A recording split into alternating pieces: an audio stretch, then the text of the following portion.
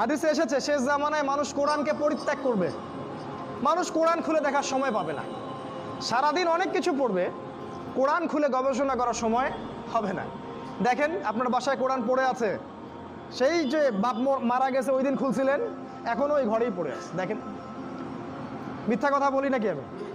দেখেন, মানুষ কোরআন নিয়ে গবেষণা করবে না, তাদাব্বুর ছেড়ে দিবে। অথচ আল্লাহ পাক এই কিতাবটা নাজিল করেছেন আমাদের জন্যে, আমাদের ইহকালীন কল্যাণ, পরকালীন মুক্তির জন্য।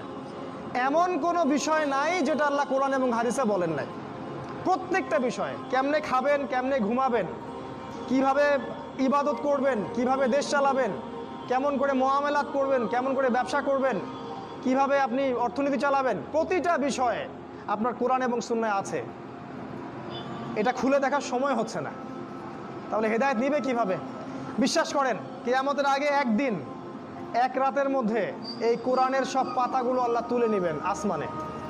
হাদিসে এসেছে কোরআনের শুধু পৃষ্ঠাগুলো থাকবে, কালি থাকবে না। এটা শেষ জামানায় হবে সামনে। তিনি আরো বলেছেন